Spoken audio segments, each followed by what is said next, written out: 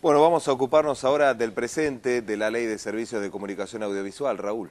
Exactamente, y para ocuparnos vamos a conversar con el diputado nacional Juan Carlos Junio, diputado en representación de la ciudad, es del Partido Solidario, está dentro del Frente Nuevo Encuentro, ¿verdad? Y además es director del Centro Cultural de la Cooperación Floreal Gorini. Lo quiero mencionar porque este tema de la cultura, vamos a conversarlo, me parece que tiene mucho que ver con la ley de medios, justamente, Junio.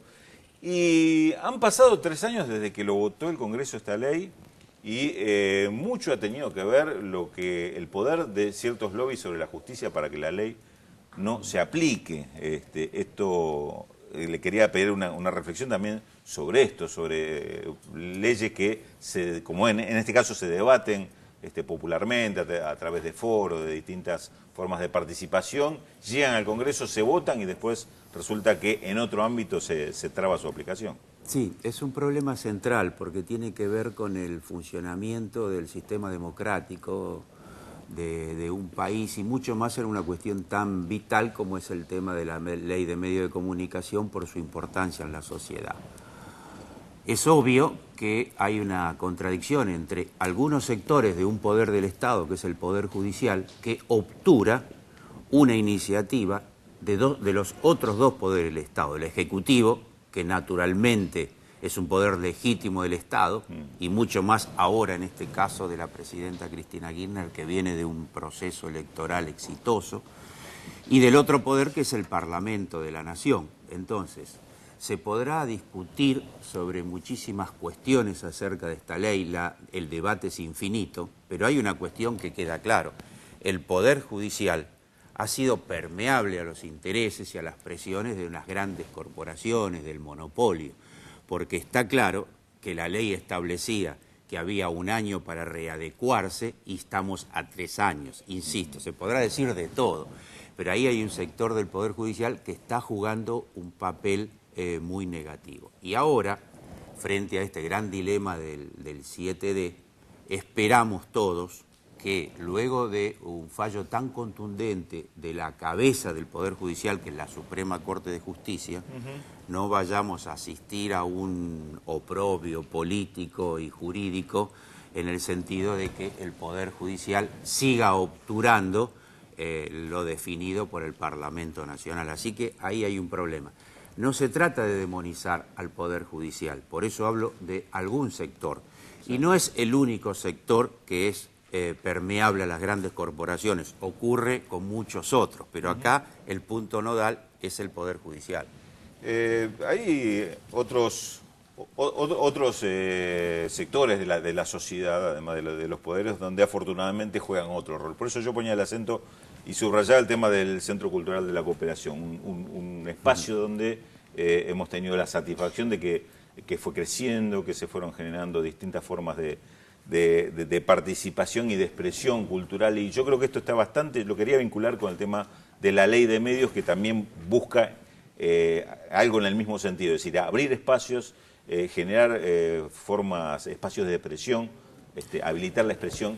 ¿Y cómo imagina usted trabajando estos distintos factores en un espacio de medios más democráticos, más abiertos? Sí, creo que la asociación es válida. Quizás uno de los rasgos más interesantes del Centro Cultural de la Cooperación, que estamos cumpliendo 10 años, es precisamente un sentido de la diversidad, ¿no es cierto? Desde definiciones ideológicas claras, que nadie oculta, porque no existen neutralismos ni en cultura, ni en política, ni nada, pero sí abordar a la cultura, y en este caso a la información, desde la diversidad. Precisamente, un rasgo central del monopolio, tipo escorpión, es que el monopolio impide la diversidad, limita a la democracia, limita incluso a la libertad.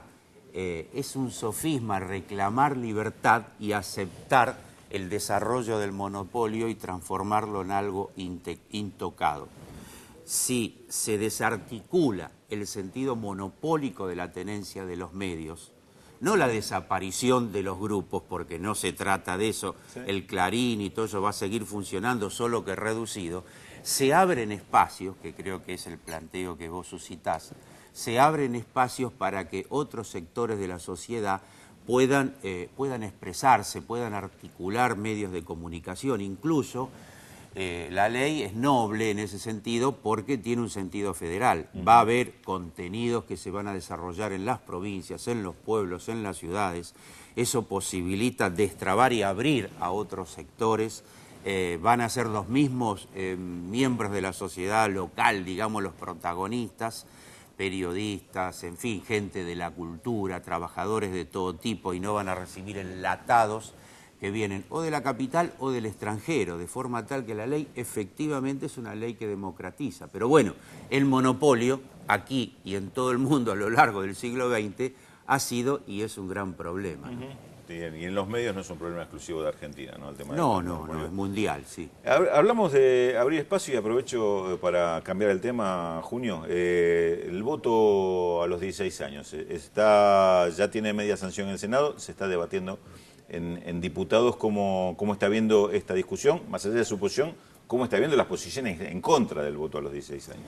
Sí, las posiciones en contra del voto, yo creo que cada vez, en la medida que se va ampliando el debate y que como en otras experiencias el debate se extiende a la sociedad y la sociedad comienza a influir, nadie es neutral acerca de la opinión pública, ¿no es cierto? Creo que va ganando terreno la idea de que efectivamente esta es una notable ampliación de derechos, en una época que ya hay otras importantes iniciativas en este sentido de ampliación de derechos ciudadanos, que es precisamente lo que le da sentido a la democracia. Por lo tanto, yo creo que salvo visiones, yo diría, a esta altura minoritarias, muy reaccionarias, que ya existieron en otras etapas de nuestra historia ante iniciativas transformadoras de este tipo, que son de carácter político, pero también son de carácter cultural, como fue la ley del voto femenino, ¿no? Que también siempre, en aquel entonces se decía que la mujer estaba impedida, era inferior, y todas esas cosas que hoy nos parecen alocadas. Creo que mayoritariamente se va imponiendo la idea de que esto es una ampliación de derechos. Creo que hay una nueva generación que tiene voluntad de participar. Por otra parte, la ley tiene la gran ventaja que es opcional, pero los legisladores tenemos la obligación de que se creen leyes contemporáneamente con los fenómenos sociales y culturales, y no 50 años después. Y acá hay un fenómeno juvenil muy valioso, muy interesante, de acercarse a la política, de revalorizar la política, y creo que la legislación tiene que acompañar y empujar ese proceso. Y una batalla cultural que va de la mano de la batalla política. Exactamente. Juan Carlos Junio, muchas gracias. No, gracias a vos. Ustedes, compañeros, nos cuentan cómo seguimos. Con una iniciativa lejos de la televisión pública para la próxima semana, contanos. Una iniciativa que, si me permitís, te sirve para llegar a 3 invitaciones.